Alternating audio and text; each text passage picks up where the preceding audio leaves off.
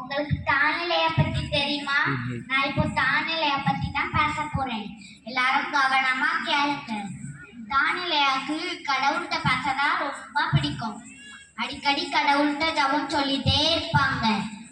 கடவுள் மேல அவ்வளோ நம்பிக்கை வச்சிருப்பாங்க. அதனால கடவுள் ஞானத்தையும் அறிவையும் நிறைய கொடுத்திருந்தாங்க. தானியேலோட நேரத்தை பார்த்து பாபிலோனிய அரசன் அவங்க போனாங்க. ஒரு நாள் அந்த ராஜா அவங்க கண்ட கனவுக்கு எல்லாத்தையும் விளக்கம் கேட்டாங்க. ஏன்னா யாருக்குமே சொல்ல தெரியல. ஏன்னா தானியேலா அழகா சொல்லிட்டாங்க. அதனால அந்த ராஜா தானியேலுக்கு நிறைய பரிசு கொடுத்தாங்க. அப்புறம் ஒரு நாள் அந்த ராஜா தங்க சிலையை செஞ்சு அதை உணங்க சொன்னாங்க. ஏன்னா தானியேலா அதை செய்ய மாட்டேன்னு சொல்லிட்டாங்க. அதனால அந்த ராஜா கோவப்பட்டு தானியேலாவை தீயில கொண்டு போய் போட்டுட்டாங்க. தானியேலுக்கு ஒண்ணுமே பண்ணல.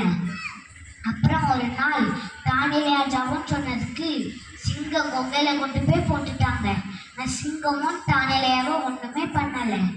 கடவுள் மேல நம்பிக்கை வச்சதாலதான் எல்லா ஆபத்துலருந்தும் தானியேலா தப்பிச்சாங்க. நம்மளும் எப்பவுமே கடவுள் மேல நம்பிக்கையா இருக்கணும். கடவுளும் நம்ம கூட எப்பவுமே இருப்பாங்க. நன்றி, வணக்கம்.